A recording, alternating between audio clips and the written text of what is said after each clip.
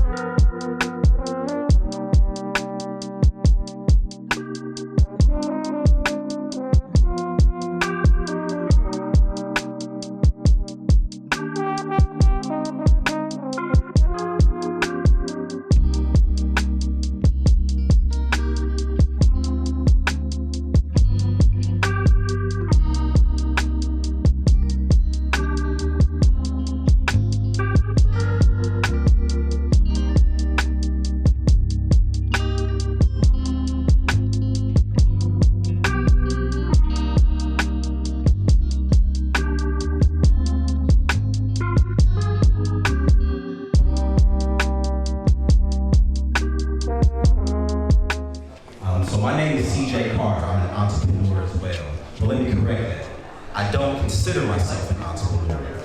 Do you guys have any idea why I would say something like that? Any guesses?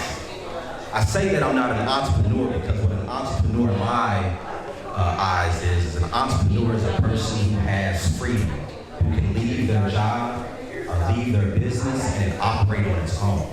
So if you're able to step away from your business and it's still bringing revenue, from my eyes, that's what a true entrepreneur is. So the business that I do, my name is CJ Carter. I'm actually in the cannabis space. I'm the Kentucky State Director of Minorities Medical Marijuana, where I work as a lobbyist to ensure that social equity is written into all current and future cannabis legislation. I also work as a commercial realtor. I am the founder and CEO of the Commercial Realty Group. So in the cannabis space is what I want to talk to you guys a little bit about today. That's the lane and that's the passion that I have. In the summer of 2018, I had the first seizure of my life, which actually jump-started my advocacy in the cannabis space. In 2019, I actually had an episode while driving and ran into a tree at 50 miles an hour with these two in the car with me. I wasn't wearing a seatbelt, and luckily, I wasn't put through the windshield by the grace of God. So that's why I always say that I'm supposed to be here. So in the cannabis space specifically, it's a brand new industry that's in its infancy. So by saying that, this is a brand new multi-billion-dollar industry that's being introduced here in the state of Kentucky. So in the cannabis space, what I have found and what I try and explain to people to do if they're interested in entering the cannabis space is look to fill a void. Being that this is a brand new industry, there are a lot of voids that need to be filled in terms of the cannabis space, which is why I decided to get into real estate. One of the most important questions on the application to enter the cannabis space is to have properly zoned real estate. So if you want to have a dispensary, if you want to have a cultivation facility, manufacturing, wherever it is in the supply chain, you have to have properly zoned real estate. So I identified a void that is going to be in the space to answer that most important question on the application. So in the actual cannabis space, one of the things that we have to be, let me ask this first, is anybody interested in entering the cannabis space? By chance? I'll raise my hand, it's cool. Right. Anybody else interested in entering the space? Okay, great. If I ask, what are you guys interested in doing? I was just thinking about doing CBD infused drinks. Okay. A lot of people have asked me if my drinks are like infused with anything, but they're not. But I mean, just based off people asking about it, demand, I might as well. Right. But I have also thought about doing a dispensary, but I've been looking into farming instead because I've heard that's a lot easier than owning an actual dispensary. Right. So. Anybody else? What's your idea? How you want to get into the space? Basically what I want to do is have a social lounge. As you guys can tell, I'm all about social experiences. So if you have a safe place to consume and to gain some knowledge, I would consider myself a connoisseur. I'm more like a cannabis sommelier. So if you do have any questions as far as like what products may be best for you, I would definitely will holler at either CJ or myself. And yeah, that's what I want to do is have like a social lounge. So for those who don't know, entering the cannabis space is one of the hardest industries to enter. For the first reason is that the illegality on the federal level. So being that it is federally illegal, that limits interstate commerce, that limits actual growth in the space because there's a lot of barriers that you have to cross if you want to be in the cannabis space. The first thing is you're not able to write off any business expenses due to the IRS and 280E, which is the IRS code that doesn't allow you to actually do that, write off any business expenses. Secondly, it's hard to get insurance in the cannabis space, also due to the illegality. And then on top of that, you're not able to have any access to any lines of credit, which is something that's very difficult to do if you are a startup business. So in the cannabis space, as I was saying, you have to be familiar with a few things. The first thing is the political avenue. Politics is something that I'm involved in.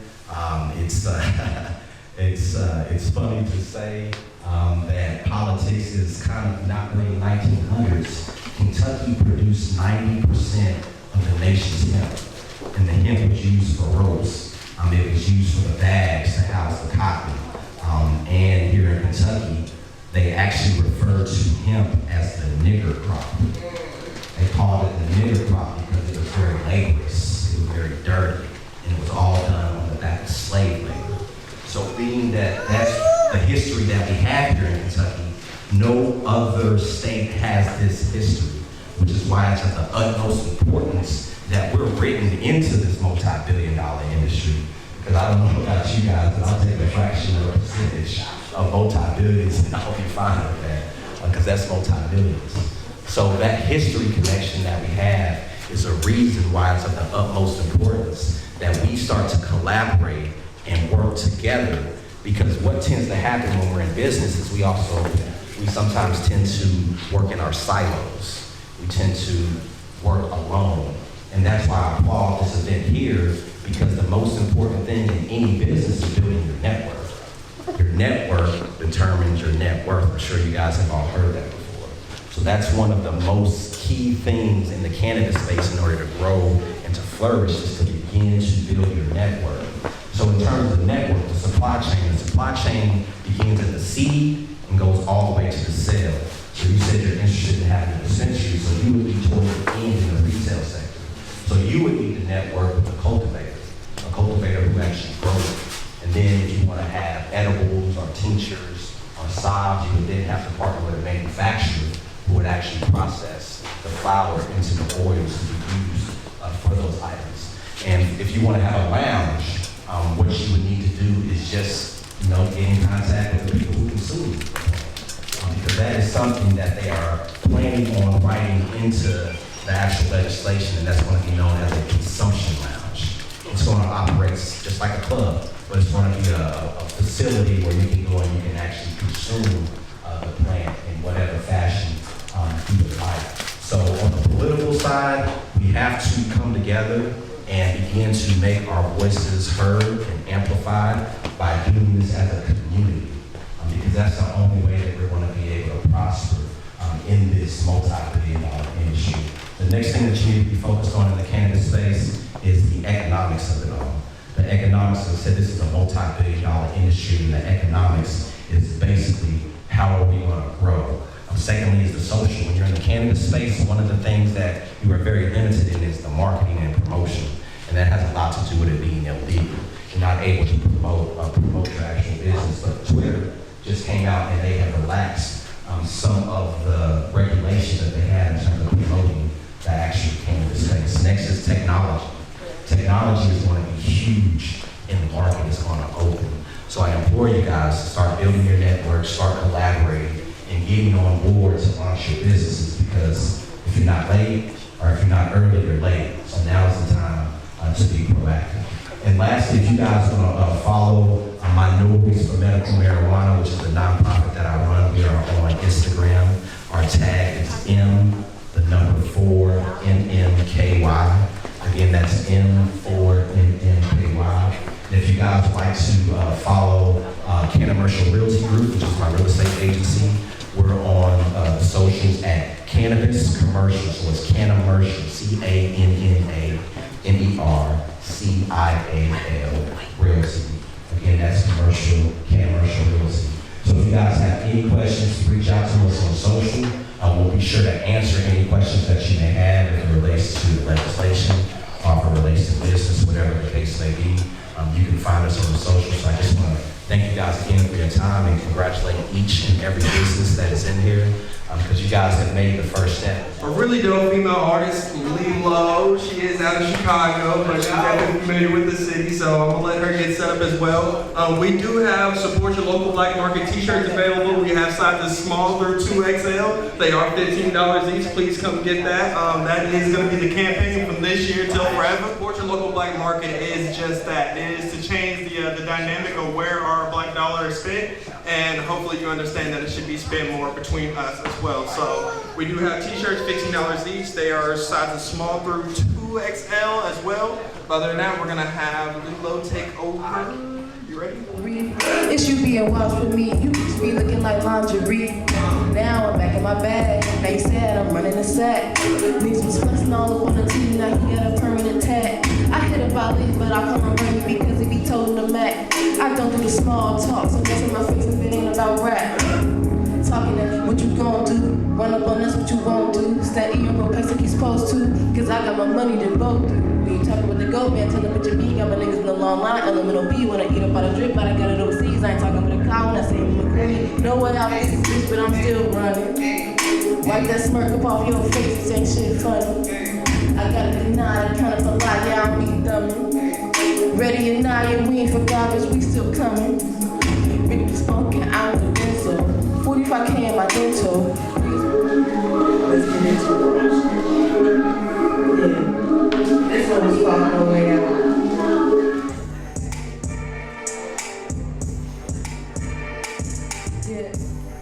Yeah. Yeah, yeah, yeah. Goddamn, man, here I go again. Raws with the loud, no better than all the men. Freestyle bullshit, you ain't gotta pretend. My lyrics be real, so I'ma stick to the pen. Like, just saying, I'm back on my game shit. Black and white diamonds, I guess that I'm racist. Niggas talk big shit, you need to save it. That you think you play me for my entertainment. That's the arrangement, see, we be on the same shit. Sour cream, niggas take his legs and I'm gon' dip. But don't trip, I'm stacking money, I'm gon' flip. You ain't Tyler Perry, it's the same script. Nigga, you can't cross over me. Got more to say, please don't talk over me.